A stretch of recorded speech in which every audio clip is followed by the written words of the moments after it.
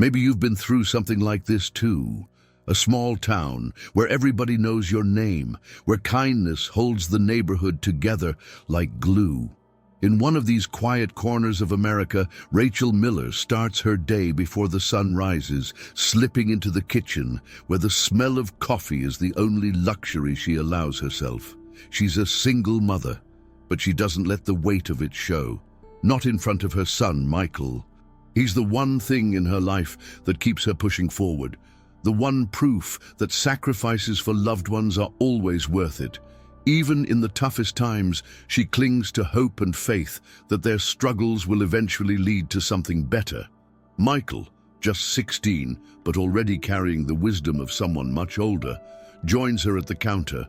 They prepare breakfast together, a daily ritual that feels sacred.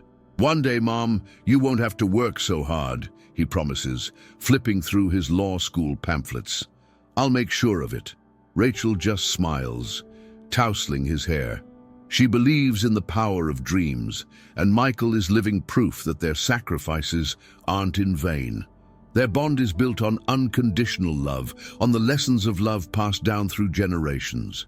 Despite financial hardships, their small home is filled with warmth. It's not just the two of them against the world. Their neighborhood is an extension of their family. Mr. Carter, the old shopkeeper, always sneaks an extra carton of milk into Rachel's groceries. Linda Parker, their next-door neighbor, helps whenever she can. Bonds that define us, Rachel thinks, sipping her coffee. But behind her smile, there's a weight she never lets Michael see. A growing stack of unpaid bills, a second job she took on in secret. A mother protects her child, no matter what. As the morning sun rises higher, Rachel watches Michael grab his backpack, ready to face another day of school, another step toward his dream. She wants to tell him everything, but how can she? He deserves a future, free from worry, so she hides her struggles, as she always has. But deep down, a gnawing feeling lingers, like something is about to change, like their quiet life is about to be upended in ways neither of them can predict. The night had always been Rachel's time of peace.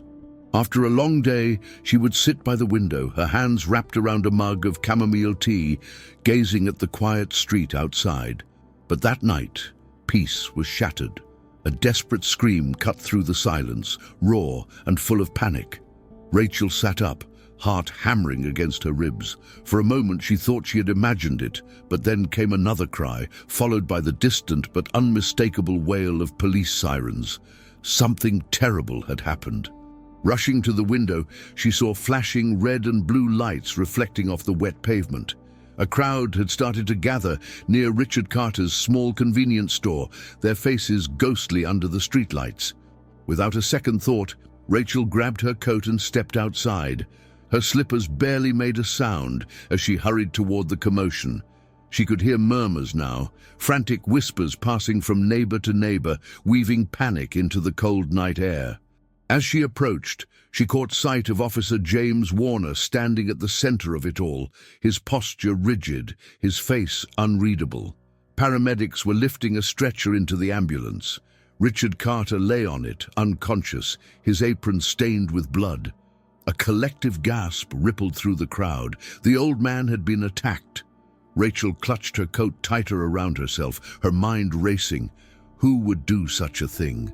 In their small town, this kind of violence was unheard of.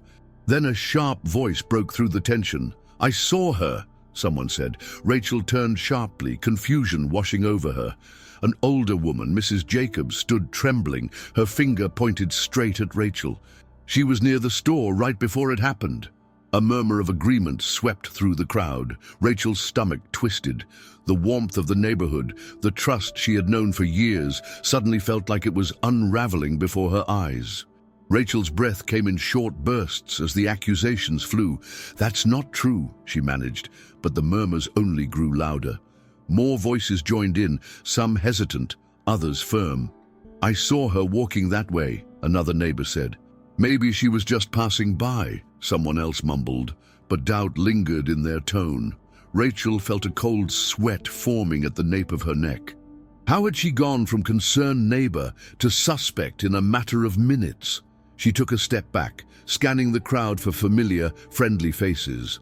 Linda Parker, her longtime friend and neighbor, stood near the back, her expression torn. Michael.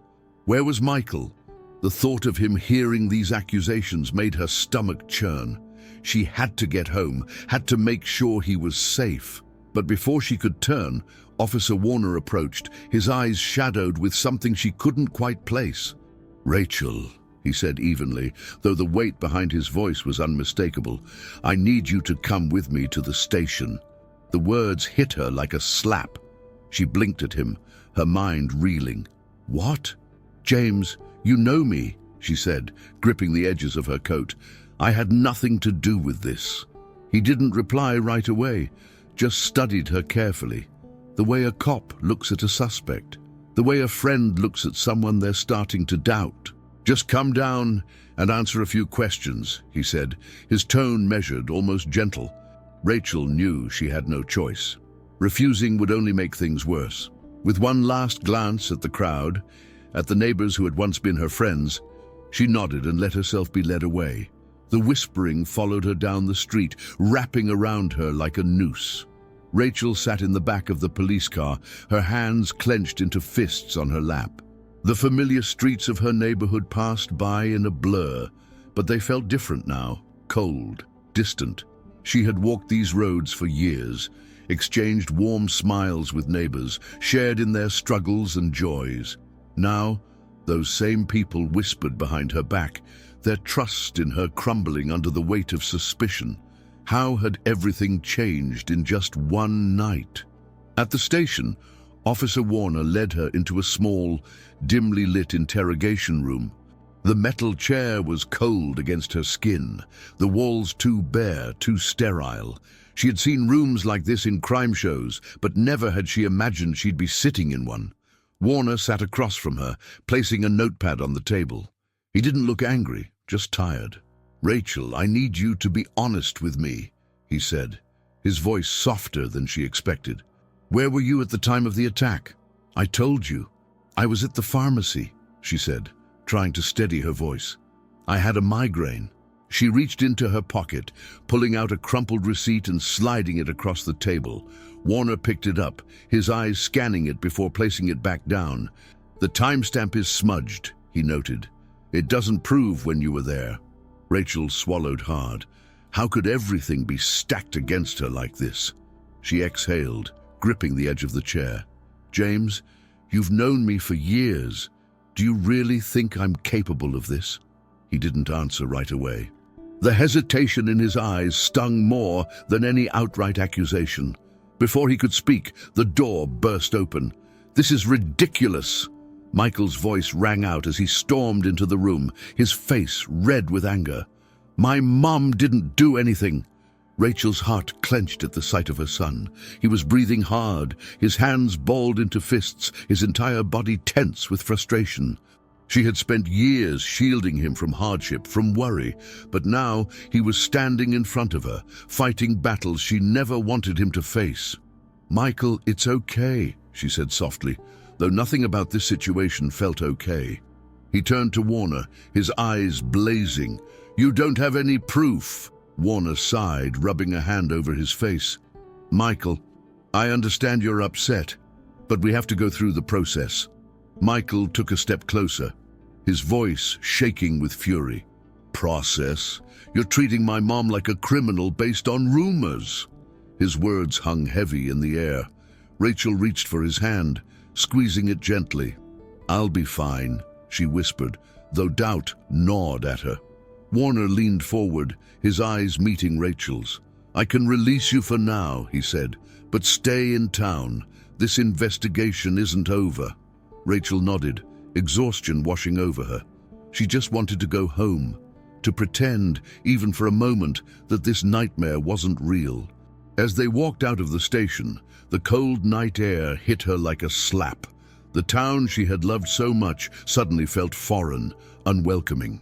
Michael walked beside her, his jaw clenched in silent determination. "We're going to prove you're innocent," he said, his voice unwavering. Rachel wished she had his confidence. She wanted to believe that truth and justice would prevail, but as they reached their small home, she couldn't shake the feeling that things were only going to get worse. Rachel had always found comfort in the late hours of the night, when the world seemed quieter, almost suspended in time. It was her moment to breathe, to gather herself before another day of endless work. She sat by the window, her fingers wrapped around a warm mug of chamomile tea, savoring the rare stillness. Outside, the street was peaceful, bathed in the soft yellow glow of the streetlights. But in a split second, that peace was ripped apart. A scream pierced the night, raw and desperate, sending a jolt through Rachel's body. She froze, her heart hammering, her pulse racing like a drum against her ribs. For a moment she thought she had imagined it, but then another scream followed, this time louder, filled with unmistakable panic. Rachel shot up from her chair, her mug slipping from her grasp and shattering on the hardwood floor. The sound barely registered in her mind as she rushed to the window, her hands gripping the sill. Her neighborhood, usually so calm, was suddenly alive with movement. Porch lights flickered on, curtains shifted as wary eyes peered through, and figures emerged onto sidewalks, drawn by the same chilling noise. Something was very, very wrong. The wail of sirens grew louder, flashing blue and red lights cutting through the darkness like a warning. Rachel's stomach tightened as she recognized where they were headed. Richard Carter's small convenience store, the heart of their little community. She didn't hesitate. Grabbing her coat, she bolted out the door, her feet moving on instinct. Her slippers slapped against the pavement as she hurried toward the growing crowd, a deep sense of unease settling in her chest. The whispers began before she even reached them, murmurs of fear and confusion rippling through the gathered neighbors. As she pushed through, her breath caught at the sight before her. Paramedics were lifting a stretcher into the ambulance, their movements swift and efficient.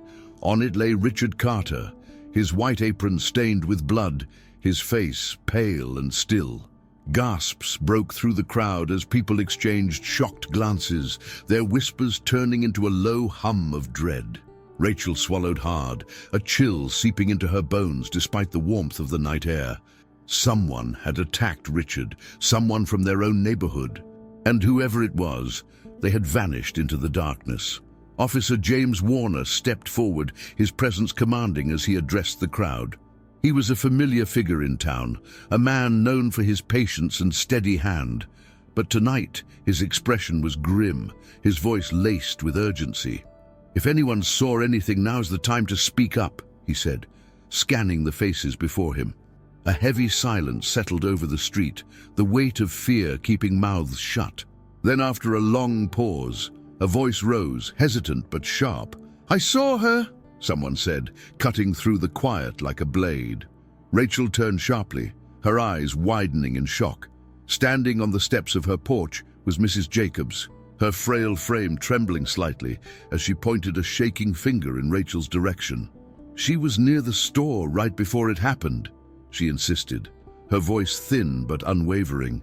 A ripple went through the crowd, eyes shifting, murmurs starting up again. Rachel felt her stomach lurch. "No," she said quickly, shaking her head. "That's not true. I wasn't anywhere near." But before she could finish, another voice joined in. "I saw her walking that way too," a man added, his voice uncertain but loud enough to carry. Rachel's breath came in short, shallow bursts. This wasn't happening. These were her neighbors, people she had known for years. Yet in their eyes, doubt was creeping in, replacing the warmth she had once trusted. She scanned the crowd for a familiar, reassuring face, but all she found were wary glances, hesitant stares. Even Linda Parker, her longtime friend, looked away when their gazes met. Officer Warner sighed, rubbing his temple before looking back at Rachel. "Rachel, we need to ask you a few questions," he said, his voice calm but firm. The whispers in the crowd grew louder, the shift in tone undeniable. Rachel wanted to protest, to scream that this was all a misunderstanding. But as she met Warner's steady gaze, she realized something chilling. She wasn't just a concerned neighbor anymore. She was a suspect. The station was colder than Rachel remembered. The walls were a dull grey, the air thick with something heavy, tension, uncertainty, fear.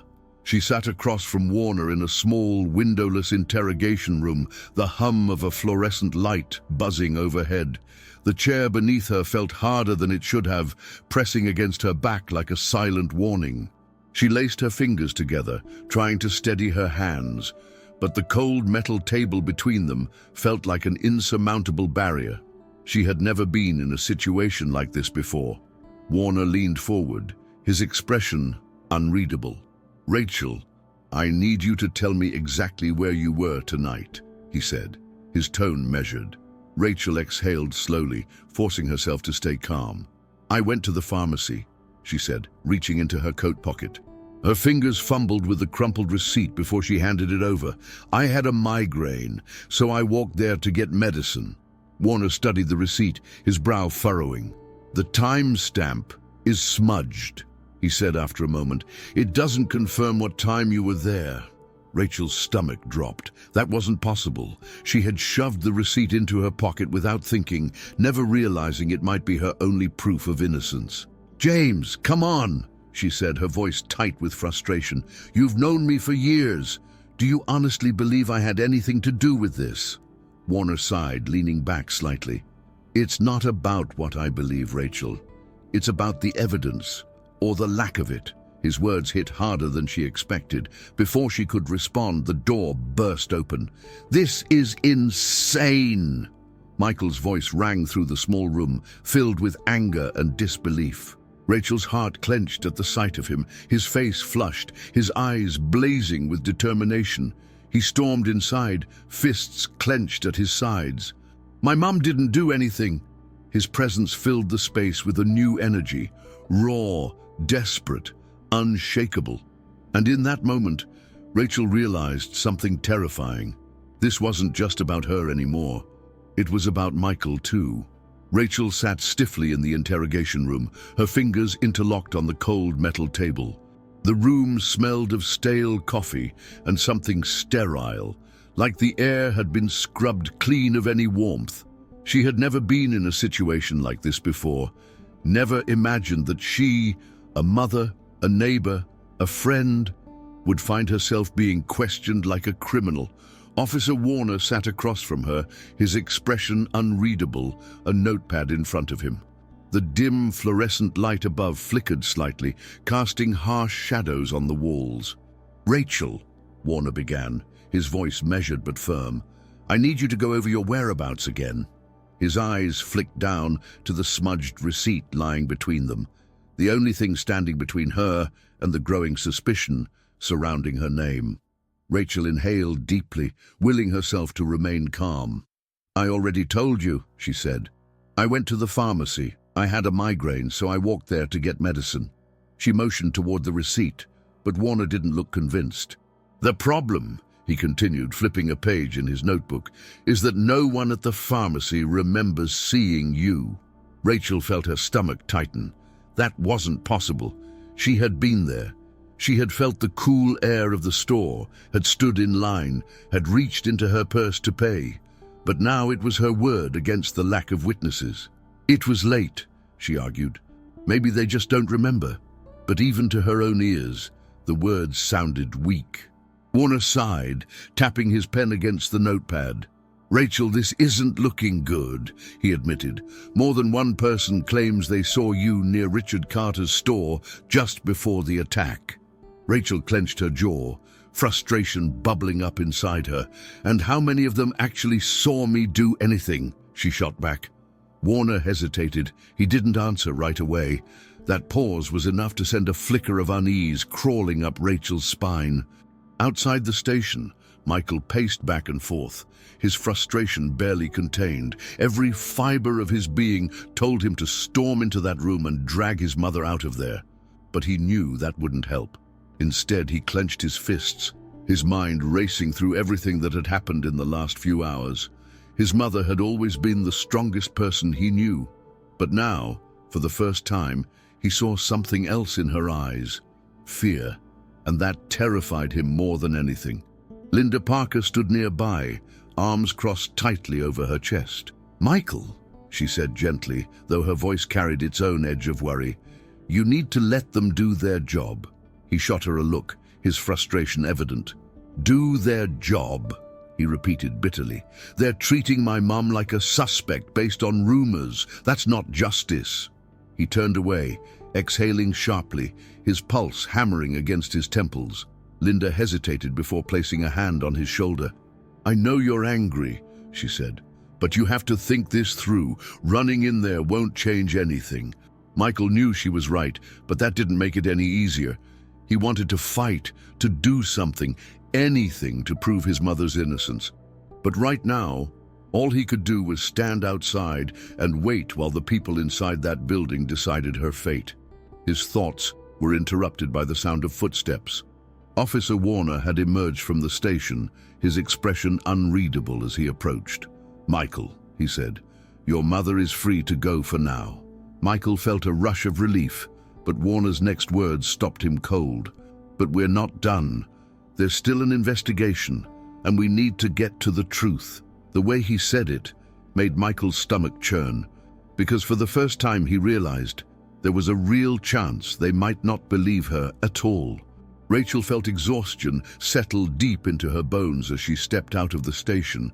The night air was cool against her skin, but it did nothing to soothe the unease churning inside her.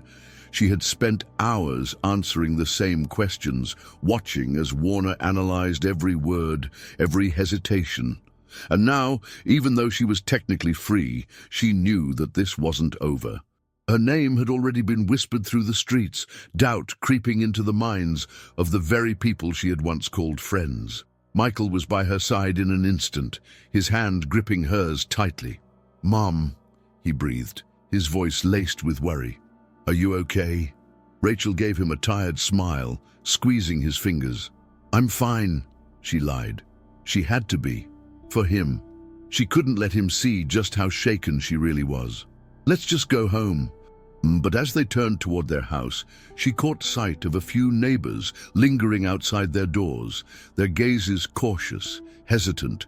They were watching her. She tried to ignore it, tried to focus on getting inside, but the weight of their stares clung to her like a second skin. "They don't see me the same way anymore," she thought bitterly, and she knew why. In a small town, rumors didn't just disappear.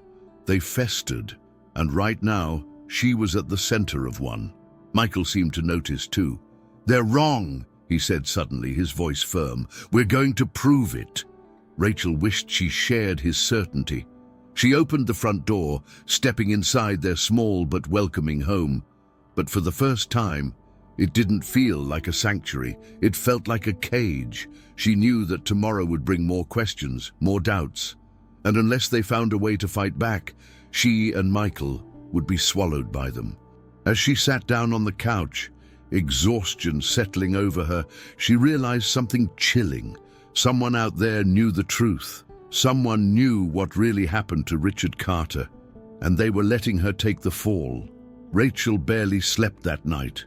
Every time she closed her eyes, she saw the station, the way Warner looked at her, the murmurs in the crowd. Morning came too soon, sunlight spilling through the blinds as if nothing had changed. But everything had changed. She could feel it in the air. She could see it in the way Michael sat at the table, staring at his untouched breakfast, his brows furrowed in thought. "We need to find out who really did this," he said suddenly, breaking the silence. His voice was steady, determined. Rachel sighed, running a hand through her hair. "Michael, it's not that simple," she said. "We don't have access to the investigation." He met her gaze, his jaw set. "Then we make our own." Rachel opened her mouth to protest, but the fire in his eyes stopped her. He wasn't a kid anymore. He was a young man ready to fight. Rachel exhaled, rubbing her temples. "Even if we tried, where would we even start?" Michael pushed his plate aside, leaning forward. "By figuring out who had a reason to hurt Richard." His mind was already racing. Someone wanted him out of the way. We just have to find out why. Rachel hesitated. This was dangerous, but deep down, she knew he was right. If no one else was going to find the truth, they would have to do it themselves. Rachel had always believed that the justice system existed to protect the innocent. But now, sitting in the back of a police car, the cold realization sank in. Sometimes, justice was blind in all the wrong ways. The vehicle moved slowly through town, passing streets she had walked for years, now feeling like foreign ground. She kept her hands clasped together, her fingers ice-cold despite the stuffy air inside. She had spent her entire life playing by the rules, and yet here she was, being taken to county jail as though she were a criminal. Michael stood outside the station, watching helplessly as the squad car disappeared down the road. His hands balled into fists, his nails digging into his palms. His mother's arrest wasn't just unfair, it was an insult, a violation of everything she had ever stood for. Linda Parker stood beside him, worry etched deep into her face. "We'll fight this," she assured him, though her voice lacked conviction. "They don't have any real evidence." But Michael wasn't sure that mattered anymore. In a town like theirs, once suspicion took root, it spread like wildfire. Rachel's arrival at the detention center was surreal. The stark fluorescent lights, the distant murmur of voices, the echo of metal doors slamming shut. It was all too much, too fast. She wasn't given a moment to process before they took her fingerprints, her mugshot, stripped her of her belongings. The guards moved with the efficiency of people who had done this 100 times before. To them, she was just another case, another file in the system.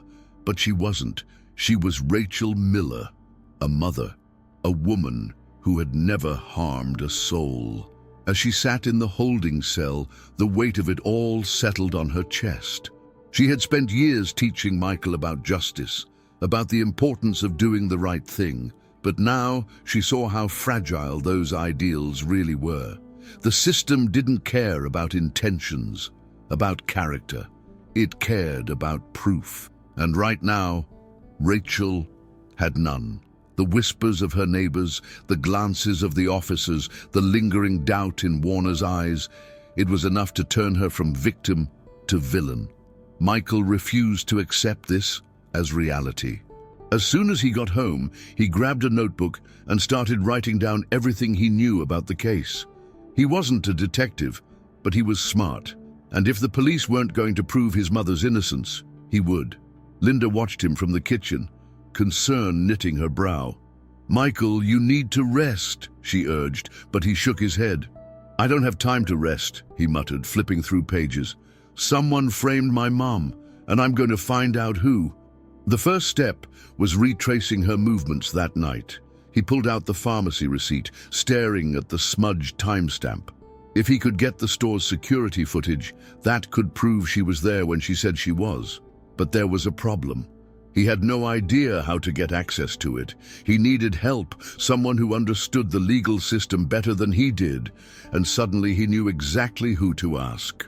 David Green had been an attorney for only a few years, but he had already built a reputation for taking on tough cases. Michael had met him once at a community event, where David had spoken about justice and morality. At the time, Michael had admired him. Now he needed him. He grabbed his phone and dialed the number listed on David's website, his fingers trembling slightly. The call rang twice before a voice answered. "David Green's office." Michael swallowed hard. "I need to talk to him," he said quickly. "It's about my mom, Rachel Miller." There was a pause on the other end, then a sigh.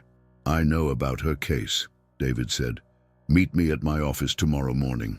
Michael exhaled in relief, his grip on the phone tightening. This was it, the first real step toward proving his mother's innocence. He didn't know how yet, but he would find a way, because the only thing stronger than his fear was his determination to bring her home. Rachel sat on the edge of the narrow cot in her holding cell, her back pressed against the cold concrete wall.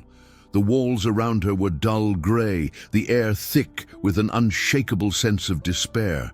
The murmurs of other detainees echoed through the hall, some whispering, others speaking in hushed, urgent tones. She pulled her knees up slightly, wrapping her arms around herself for warmth, though no amount of holding could ease the chill that had settled deep in her bones. Her entire world had collapsed in the span of a single night, and now she was left to pick up the pieces. She thought about Michael, about how scared he must be.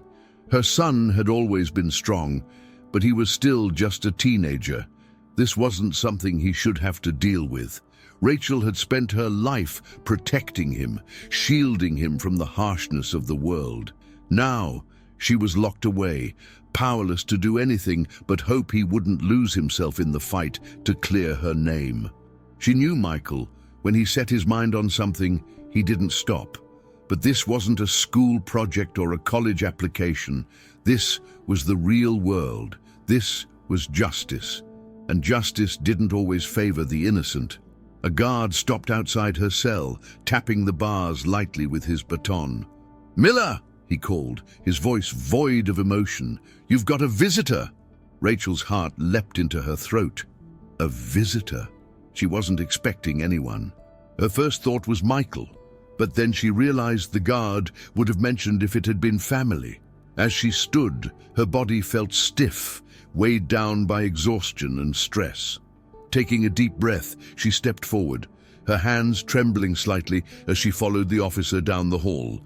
The walk to the visitation room felt endless, the distant buzz of fluorescent lights humming in her ears. As she stepped inside, her eyes landed on a familiar face, David Green, the attorney Michael had contacted. He was young, sharp-eyed, and radiated a quiet confidence that put her slightly at ease. He gestured for her to sit across from him at the small metal table, his hands folded in front of him. "Rachel," he greeted, his voice firm yet kind. "Michael asked me to help. We don't have much time, so let's get straight to it." Michael sat in the small waiting area outside David Green's office, his leg bouncing anxiously. The night had been restless for him. Every time he closed his eyes, he saw his mother in that holding cell, saw the way people looked at her like she was guilty. The very thought made his stomach twist. He had spent hours going over every detail of that night, every piece of information they had, but nothing added up. Someone had set her up. He was sure of it. He just had to figure out who. The door creaked open, and Rachel stepped out looking pale but composed. Michael shot up from his seat, his eyes searching her face for any sign of hope. David Green followed behind her, his expression serious but determined. "We have work to do," David said simply, motioning for Michael to follow him back into his office. The walls were lined with bookshelves, case files stacked on the desk. This was where justice was fought for, not in courtrooms, but in the long hours spent dissecting evidence. Rachel sat beside Michael, her fingers twisting together as David leaned forward. "The biggest problem," he started, "is the lack of a solid alibi. The pharmacy receipt is our only proof, and without a timestamp it won't hold up in court." Michael nodded, his jaw tight. He had already gone over this in his head 100 times. "So we need the security footage," he said firmly. "That will show my mom was there when she says she was." David exhaled, rubbing his chin. "It's not that simple. Most stores erase their footage after a few days unless law enforcement requests it. We need to act fast." Rachel's voice was soft but firm when she spoke. "And what if the police aren't looking for other suspects?" She already knew the answer, but she needed to hear it. David's expression darkened. "Then we have to do it ourselves." The room fell silent for a moment, the weight of that reality sinking in. They weren't just defending Rachel anymore. They were uncovering something bigger, something that someone wanted buried. And if they weren't careful, they could be the next targets. Michael had never felt so powerless before. He sat at the kitchen table, his hands gripping a pencil so tightly that his knuckles turned white. In front of him was his notebook, filled with scribbled notes, possible timelines, and a list of people who might have had a reason to frame his mother. But none of it made sense yet. His mind kept circling back to one thing. Why Rachel? Why had the blame fallen on her so quickly, with so little evidence? It wasn't just bad luck. Someone had made sure of it. Linda Parker placed a cup of coffee in front of him and sat down. "Michael," she said gently, "you need to pace yourself. You're not going to solve this in one night." He knew she was right, but the idea of waiting, of doing nothing while his mother sat in a cell, was unbearable. "If I don't figure this out, no one will," he muttered, flipping through his notes. "The police aren't looking for the truth. They're looking for an easy answer." He tapped his pencil against the table, his frustration evident. Linda sighed, stirring her own coffee absent-mindedly. "You're smart, Michael, but you need help. David's doing what he can legally, but maybe you should focus on what the police won't." Michael's eyes snapped up to hers. "What do you mean?" he asked, his mind already turning. Linda leaned in slightly, lowering her voice as if someone might overhear. "Go back to the store," she said. "Talk to people. Find out if Richard Carter had enemies. If Rachel was framed, then the real attacker is still out there." It made sense. More than anything else, it made sense.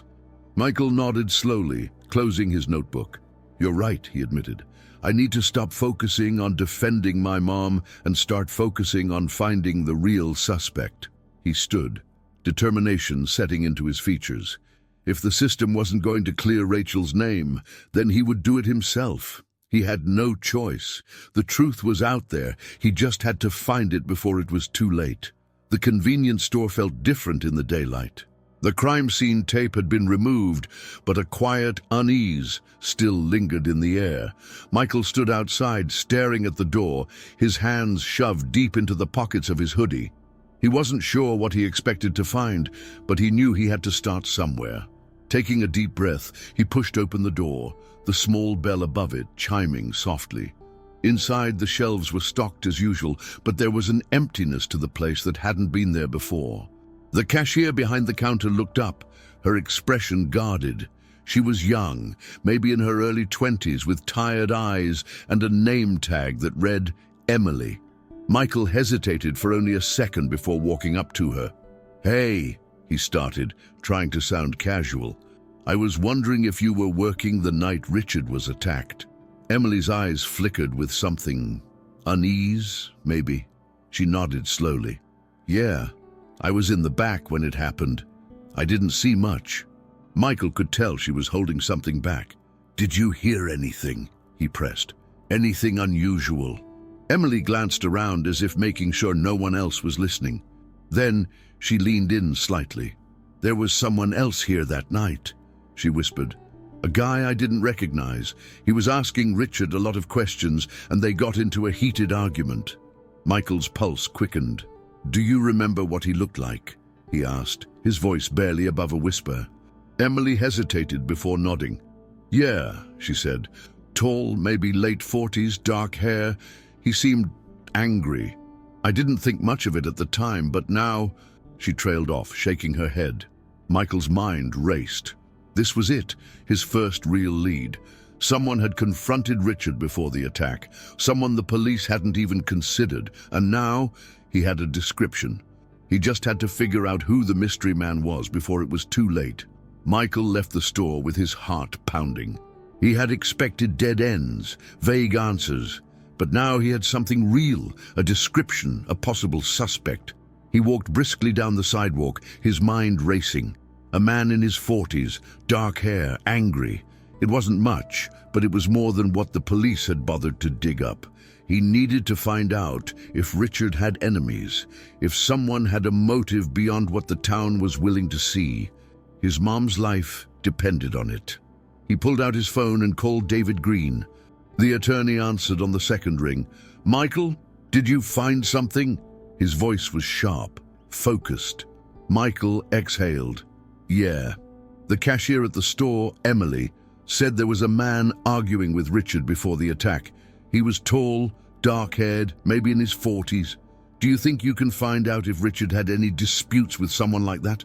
There was a pause on the line, followed by the sound of papers shuffling. "I can try," David said. But if this guy exists, we need more than a vague description. Keep digging. I'll look into Richard's financial records and any legal disputes he might have had." Michael nodded, even though David couldn't see him. "Got it. I'll ask around." Someone in this town knows more than they're saying. He hung up and clenched his jaw. He was running out of time. Every day his mom spent in jail was another day the real culprit walked free. His next stop was Linda Parker's house. She had lived in town for decades, knew people better than anyone. If Richard had made enemies, she would know. As he knocked on her door, his hands shook slightly, not from fear, but from anticipation. When she answered, her face softened at the sight of him. "Michael," she said gently, stepping aside to let him in. "I was hoping you'd come by." That alone told him everything. She had something to say, and he was ready to hear it. Linda led Michael into her kitchen, where a fresh pot of coffee sat untouched on the counter. She motioned for him to sit, but he remained standing, too anxious to relax. "Linda," he started, his voice firm, "did Richard have any enemies? Anyone who might have wanted to hurt him?" She sighed, rubbing her temples before meeting his gaze. "Richard was a good man," she said, her voice laced with hesitation. "But he wasn't perfect. He had debts, Michael, and debts bring the wrong kind of people." Michael's stomach tightened. "Debts? To who?" He leaned forward, hanging onto every word. Linda hesitated before lowering her voice. "There were rumors he borrowed money from Mark Adams." The name sent a chill down Michael's spine. Mark Adams wasn't just a businessman, he was the kind of man who got what he wanted no matter the cost. He owned several properties in town, including the strip of buildings where Richard's store was located. Michael gritted his teeth. "If Richard owed him money, that could be a motive," he said. "But why frame my mom?" Linda shook her head. "I don't know, but Mark doesn't get his hands dirty. If he wanted something done, he'd have someone else do it." The pieces were starting to fit, but the picture was still incomplete. If Mark Adams was involved, it meant Rachel had been caught in something much bigger than just a robbery gone wrong. Michael clenched his fists. "I need to talk to him," he said, already standing.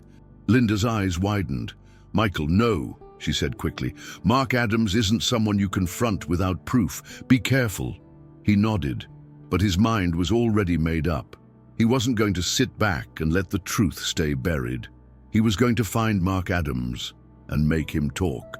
Michael stood outside Mark Adams' office, his pulse pounding in his ears. The building was one of the tallest in town, a stark contrast to the smaller shops and family-owned businesses that lined the streets. Everything about it screamed power and influence, two things Mark had in abundance. Michael had never spoken to him before, but he knew the type. Men like Mark didn't lose, and when they did, they made sure someone else paid the price. His mother was paying that price now. Steeling himself, he walked inside. The lobby was pristine, with polished floors that reflected the warm overhead lights. A receptionist glanced up from her desk, offering a polite but firm smile. "Do you have an appointment?" she asked, already sounding like she knew the answer. Michael shook his head. "No, but it's important," he said, his voice steady. "I need to talk to Mr. Adams. It's about Richard Carter." The woman's smile faltered slightly, and for a split second, he saw something flicker in her eyes. Recognition, maybe even fear. She hesitated before picking up the phone. "Wait here," she instructed. Her voice clipped. Michael exhaled slowly, his fingers tightening into fists at his sides. He knew he was taking a risk coming here, but he didn't care. If Mark Adams had anything to do with Richard's attack, then he was going to get answers, one way or another. A minute later, the receptionist nodded toward a hallway. "Mr. Adams will see you now." Michael swallowed hard and stepped forward. Every muscle in his body tensed. As he walked into the office, he was met with the sight of Mark Adams leaning back in a leather chair, an expensive watch glinting on his wrist. He didn't look surprised to see Michael. If anything, he looked amused. "Well," Mark said, his voice smooth, calculated. "I wasn't expecting a visit from Rachel Miller's son. To what do I owe the pleasure?" Michael forced himself to stay calm, but the fury inside him burned like a wildfire. This man knew something, and he wasn't leaving until he got the truth. Block 5. Michael sat across from Mark Adams, his jaw tight. The office smelled of expensive cologne and old leather, a space designed to make people feel small, but Michael refused to shrink under the weight of it. He leaned forward, locking eyes with the man who held more power in this town than anyone should. "Richard owed you money," Michael said, his voice unwavering. "And now he's in the hospital. My mom is being blamed for it. Tell me that's just a coincidence." Mark chuckled, shaking his head as he leaned back in his chair. "You've got guts, kid," he admitted, "but you're asking the wrong questions." He folded his hands together, his expression unreadable. "Yes, Richard owed me money, and yes, I wanted my payment, but if you think I had anything to do with that attack, you're way off." Michael narrowed his eyes, his stomach churning. He didn't trust a word coming out of Mark's mouth, but he had to keep him talking. "If you didn't do it, then who did?" Michael pressed, his fists clenching at his sides.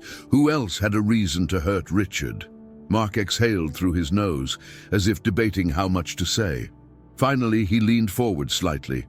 "Richard had other debts," he said. "Bigger ones, people outside this town. Dangerous people." Michael's breath caught. This was bigger than he thought. "Then why frame my mum?" he asked, his voice laced with frustration. Mark smirked, but there was no humor in it. "Because she was easy," he said simply. "A single mother with no power, no resources. People believe what they want to believe, and she was the perfect scapegoat." Michael felt his blood run cold. It wasn't just about Richard, it was about control, about making sure the real criminals stayed in the shadows while someone else took the fall. And now, it was up to him to bring the truth to light, before it was too late. Michael stormed out of Mark Adams' office, his mind racing with everything he had just learned. The crisp evening air hit his face, but it did little to cool the fire burning inside him. His mother wasn't just caught in a misunderstanding. She had been targeted. Someone had framed her because they knew she wouldn't have the means to fight back. It made him sick. He had never hated anyone before, but now he felt something dangerously close to it. These weren't just bad people. They were calculated, ruthless, and willing to let an innocent woman take the fall for their crimes. As he walked toward his house, his phone buzzed in his pocket. He pulled it out and saw David Green's name on the screen. Without hesitation, he answered. "Tell me you found something," Michael said, his voice tense. There was a brief pause before David responded. "I went through Richard's financial records," he said, "and you were right. He owed more than just Mark Adams. But here's where it gets interesting. A week before the attack, Richard withdrew a large sum of money. We're talking thousands. And that money is missing." Michael stopped walking. "Missing?" he repeated, his grip tightening around the phone. "Yeah," David confirmed. "It wasn't in his bank account and it wasn't found at the crime scene. Whoever attacked him might have taken it." Michael ran a hand through his hair. If the attack on Richard wasn't just about settling a debt, then this wasn't just an assault, it was a robbery. But why hadn't the police dug deeper? Why weren't they looking at other suspects? The answer was obvious. They didn't need to. They had already chosen their scapegoat. Taking a deep breath, Michael exhaled sharply. "We need to find that money," he said. "It's the only way to prove my mom wasn't involved." David agreed. "I'll keep looking into financial records," he said. "But you need to be careful. If this really is about more than just debt, then whoever did this won't want us poking around." Michael swallowed hard. He had known this was dangerous, but now it felt real. The people behind this weren't just hiding the truth. They were making sure no one found it, and if he wasn't careful, he could be next. Michael didn't sleep that night. Instead, he sat at the kitchen table, his notebook open, his eyes scanning every piece of information he had gathered. He had names, descriptions, theories, but no proof. And without proof, the police wouldn't listen. He tapped his pencil against the page, trying to piece it all together. If Richard withdrew the money a week before the attack, then he must have planned to pay someone off. But who? And why hadn't they found the money at the scene? There was only one answer. It was never meant to be found. A knock at the door startled him. He stood quickly, his heart pounding as he moved toward it. When he opened it, Linda Parker stood outside, her face pale. "Michael," she said, her voice urgent, "I need to talk to you." He stepped aside, letting her in. She hesitated before sitting down at the table, wringing her hands together. "I wasn't sure if I should say anything," she admitted. "But after what happened to your mom, I can't stay quiet." Michael leaned forward, every muscle in his body tense.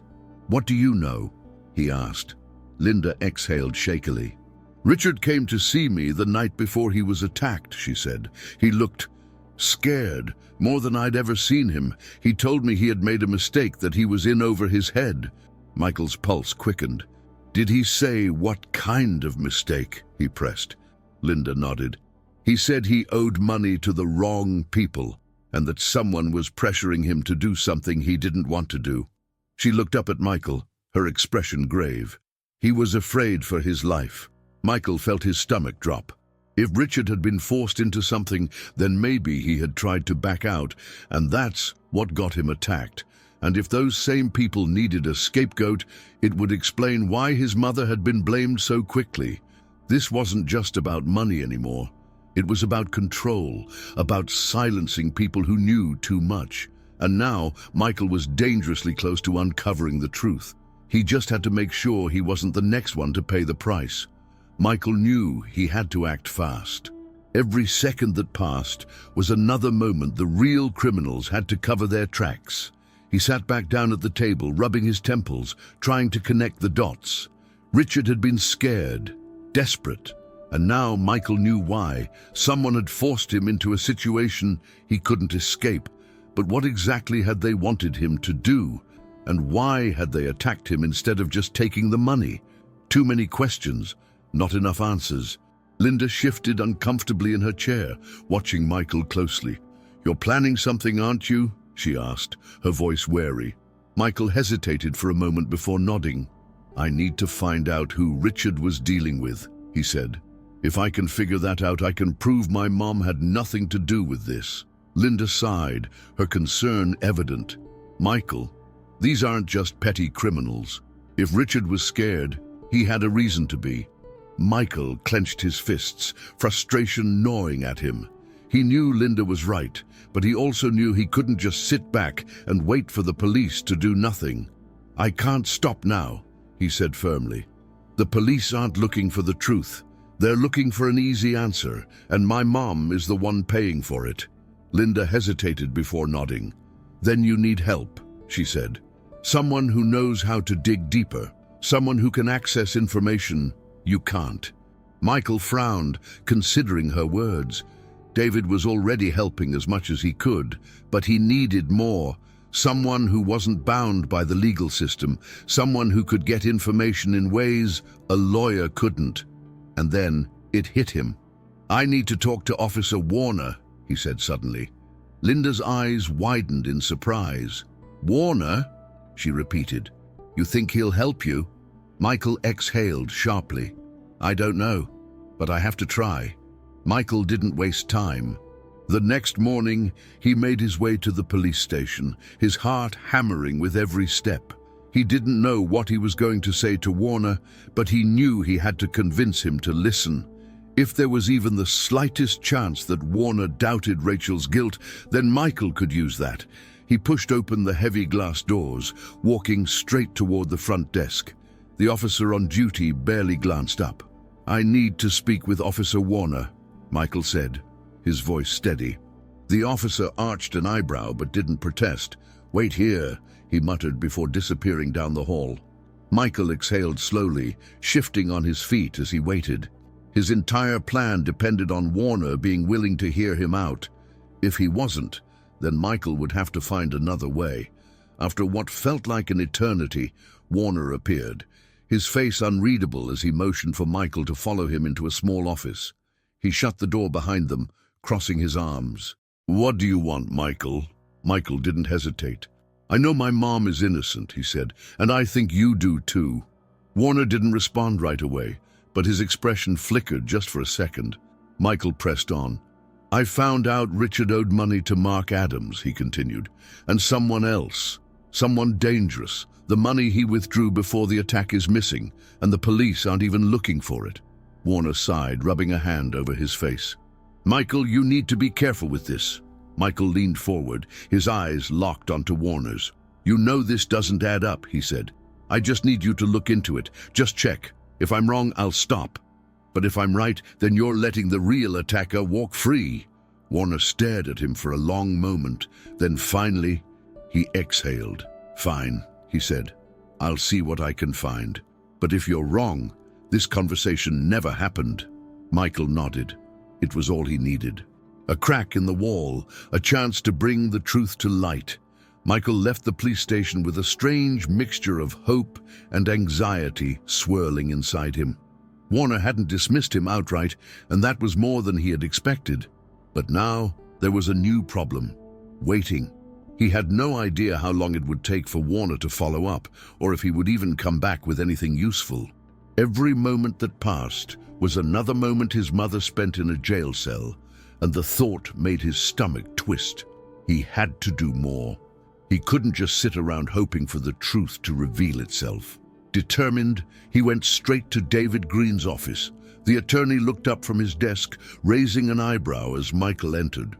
I was expecting your call, David said, motioning for him to sit. Michael didn't bother.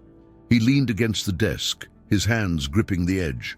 I need to know everything you've found so far, he said. Warner might actually be looking into this, but I don't trust him to work fast enough. I have to keep digging. David exhaled, tapping his pen against a legal pad. I've been going through Richard's records again, he said, and I found something odd. A few days before he withdrew the money, he had a meeting with Mark Adams. There's a record of a legal document being drafted, but it was never signed. Michael's brows furrowed. A contract? He asked. David nodded. It looks like Richard was negotiating to sell his store, but something stopped him. Maybe he changed his mind, or maybe something or someone pressured him not to go through with it. Michael processed this quickly. If Richard was trying to sell the store, that meant he had been desperate for money. But why? And why would someone attack him over it? I need to talk to Adams again, Michael muttered. David sighed. Michael, that's dangerous.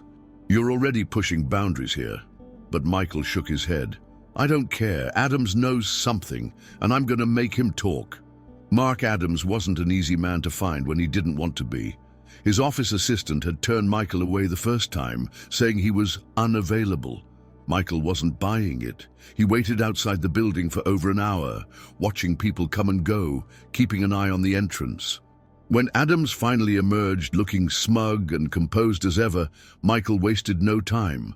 He stepped right into his path. We need to talk, he said firmly, his heart pounding in his chest. Adams barely reacted, only glancing at him with mild amusement. You again, he said, shaking his head. I admire your persistence, kid, but you're starting to become a nuisance. Michael held his ground. You tried to buy Richard's store, he said, and when he refused, he ended up in the hospital. That's not a coincidence. Adams chuckled, adjusting the cuffs of his expensive suit. I deal in real estate, Michael. I make offers. Some people take them, some don't. That's how business works. Michael clenched his fists. Then why was Richard scared before the attack? Why did he tell Linda Parker he was in over his head? That wiped the smirk off Adams' face, but only for a second. He sighed, rubbing his temple. Richard was a fool, he said. He took money from the wrong people. I warned him, told him he needed to handle it before things got messy, but he didn't listen. Michael's stomach tightened. Who did he owe? He demanded. Adams hesitated. For the first time, Michael saw something close to caution in his eyes. Walk away from this, kid, Adams said finally, his voice low. Some things aren't worth knowing. But Michael wasn't backing down. He had come too far, risked too much. I'm not walking away, he said. Not until I find out who's behind this. Adams exhaled, shaking his head. Fine, he muttered. You want a name? Look into Robert Hale. If you're smart, though, you'll leave it alone. The name Robert Hale echoed in Michael's mind as he walked home, his pulse still racing from his confrontation with Mark Adams. He had never heard of Hale before, but if Adams was warning him to stay away, it meant the man was dangerous. Michael pulled out his phone and immediately started searching the name, scrolling through local news articles and business records. What he found made his blood run cold. Robert Hale wasn't just some small-time criminal, he was a loan shark, known for preying on people in desperate situations. And Richard Carter had been desperate. Michael clenched his jaw as he pieced it together. Richard had borrowed money from Hale, likely to save his store or pay off another debt. But when he couldn't pay it back, things had escalated. Maybe Richard had tried to walk away. Maybe he had threatened to go to the police. Either way, it was clear that someone had wanted him silenced. And when Rachel happened to be in the wrong place at the wrong time, she became the perfect scapegoat. Michael's stomach churned with frustration. His mother was locked away for a crime she didn't commit, while the real criminals walked free. He needed to prove the connection. He needed to find someone who could confirm that Richard had dealings with Hale. He thought back to Emily, the cashier from the convenience store. She had mentioned a man arguing with Richard before the attack. Could it have been Hale? Michael grabbed his jacket and headed straight for the store. If Emily had seen something, if she could describe the man from that night, it might be the break he needed. He just had to hope she was willing to talk. The store was quiet when he arrived, the usual hum of small-town business feeling eerily subdued. Emily was behind the counter, counting change, but she looked up when she saw him. "Michael," she said, her voice cautious, "what are you doing here?" He took a deep breath, stepping forward. "I need to ask you something," he said. "About the night Richard was attacked, the man he argued with. Can you describe him?" Emily hesitated, biting her lip. Michael saw the uncertainty in her eyes, but he also saw something else. Fear. Emily glanced around, making sure they were alone before lowering her voice. "Why are you asking?" she murmured. Michael leaned in, his voice just as quiet. "Because I think that man had something to do with what happened to Richard," he said, "and I think he's connected to the people who framed my mom." Emily swallowed hard, her fingers tightening around the counter. I don't know," she admitted. "I didn't get a good look, but he was tall, built like a boxer, and his voice, it was rough, like he smoked a lot." Michael's heart pounded. That description matched what he had read about Hale. "Did he say anything? Anything that stood out?" he asked urgently. Emily hesitated again, as if debating whether she should even be talking to him. Finally, she exhaled. "He said something about time running out," she recalled. "And Richard, he looked terrified, like he knew exactly what that meant." Michael felt a chill run down his spine. Time running out. That meant Richard had a deadline, and if he had failed to meet it, that could explain why he was attacked. This was it. This was the proof he needed to start building a case. He had a witness who could confirm that Richard was in trouble, that he had been threatened. If he could get Emily to talk to David Green, they might be able to push for a deeper investigation, one that could finally lead to the truth. "Emily, I need you to come forward," he said. "Talk to my mum's lawyer. Tell him what you saw." But the look on Emily's face made his stomach drop. "I can't," she whispered, shaking her head. "You don't understand, Michael. These people, they don't just hurt people like Richard. They make problems disappear." Michael clenched his fists, frustration boiling over. "My mom is in jail for something she didn't do," he said, his voice low but firm. "I have to do this. And if you don't help me, they'll keep getting away with it." Emily looked away, conflicted. Finally, she nodded, though fear still lingered in her eyes. "Okay," she whispered, "but we have to be careful."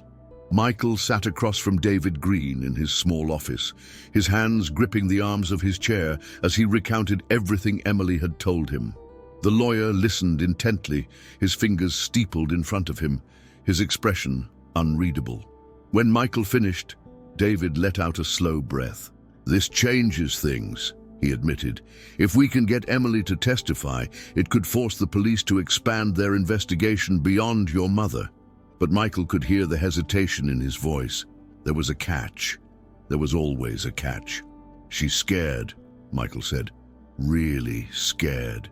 She thinks if she talks, she'll be next. David nodded grimly. She's not wrong, he admitted. If Robert Hale is involved, we're dealing with someone who doesn't leave loose ends. And right now, Emily is a loose end. Michael felt a chill run down his spine. He had been so focused on clearing his mother's name that he hadn't thought about the danger he was dragging other people into. But what choice did he have? If they didn't act now, his mom could spend years in prison for a crime she didn't commit. David leaned forward. "We need to be smart about this," he said. "Emily won't come forward unless she feels safe. And we can't just throw accusations at Hale without solid proof." He exhaled, rubbing his temples. "We need leverage, something that forces the police to take another look at this case without putting Emily in immediate danger." Michael racked his brain, trying to think of anything that could work. Then, suddenly, it hit him. "The missing money," he said. "If Richard withdrew it before the attack, then it has to be somewhere. And if we find it, we might find the real attacker." David's expression shifted, the gears in his head turning. "That's a long shot," he said, "but it's worth trying." Michael nodded firmly. He didn't care how risky it was. He was done waiting. If the money could lead them to the truth, then that was exactly what he was going to find. He just had to hope he wasn't already too late. Michael spent the next day retracing Richard's steps, trying to figure out where he could have hidden the money. He walked past the convenience store, down the alley where the attack had taken place, his mind running through every possibility. If Richard had been planning to pay off Hale, he wouldn't have just left the cash sitting around. He would have stashed it somewhere safe. But where? And more importantly, had someone already found it? His thoughts were interrupted by a voice behind him. "Looking for something?" Michael spun around, his heart jumping into his throat. Officer Warner stood there, arms crossed, watching him carefully.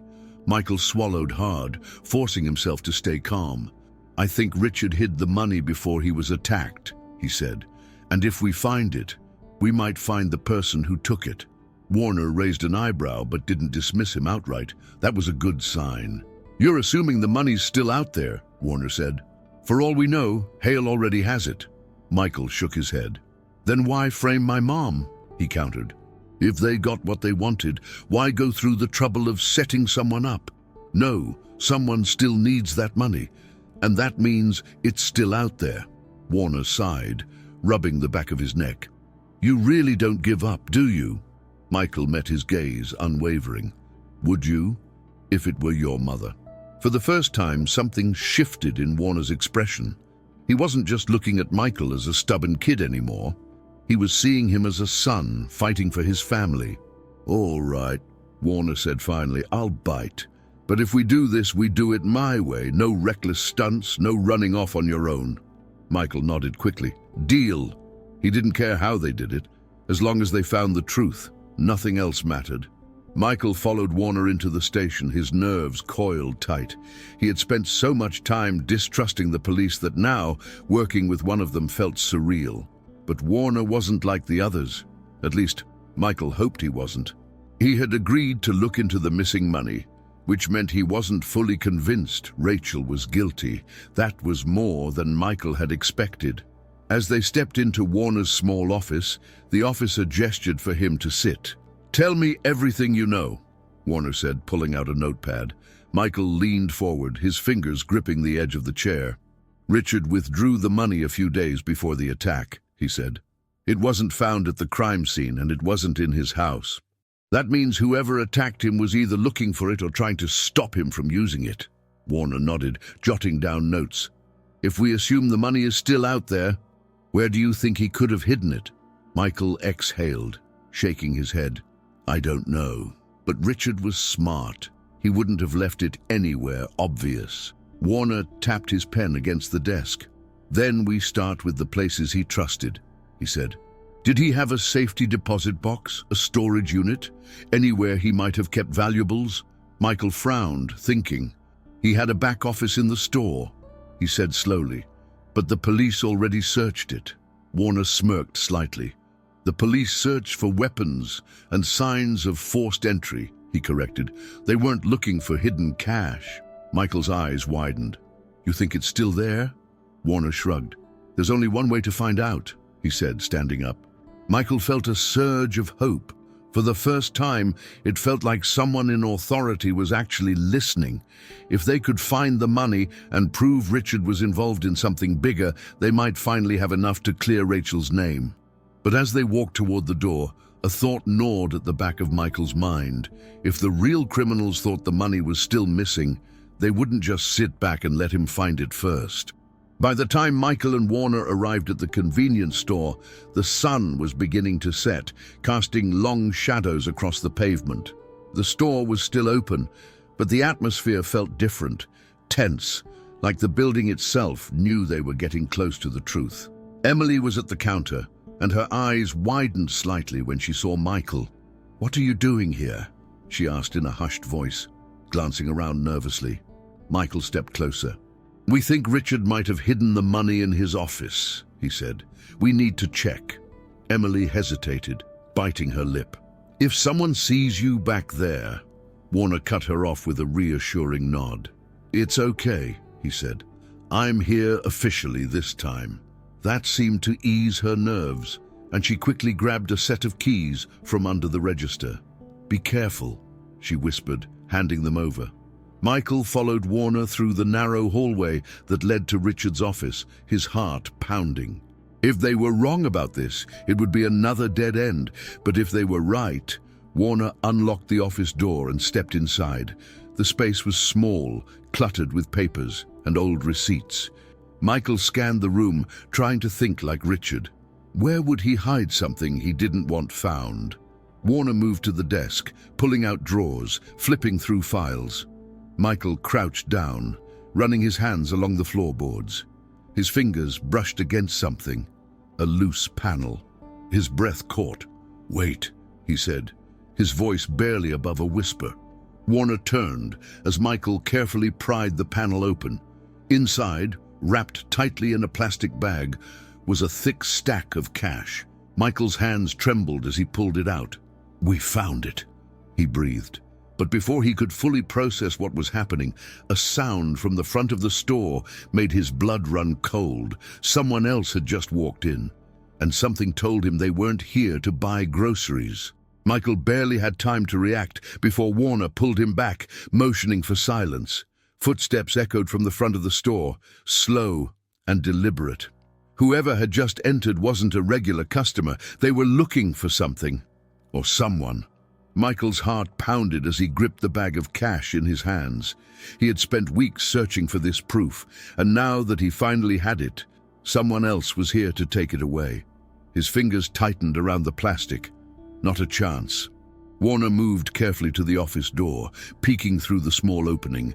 His body tensed instantly. "It's Robert Hale," he muttered under his breath. Michael felt a cold rush of adrenaline flood his system. Hale was here. The man who had threatened Richard, the man Mark Adams had warned him about, and now he was just a few feet away. Warner pulled out his gun, keeping it low by his side. "Stay behind me," he whispered. "If this goes south, run." Michael wanted to argue, wanted to fight, but he knew better. He stayed still as Warner stepped out of the office, his voice calm but firm. "Robert Hale," he called out. "Didn't expect to see you here." Hale turned slowly, a smirk playing on his lips. He was tall, broad-shouldered, his leather jacket slightly worn. He didn't look surprised to see Warner. If anything, he looked amused. "Officer," Hale drawled. "Just grabbing a few things. Didn't know I needed police supervision to do my shopping?" Warner took a step closer, his grip tightening on his weapon. "Cut the act," he said. "We both know why you're here." Hale tilted his head slightly, his expression unreadable. "Do we?" he mused.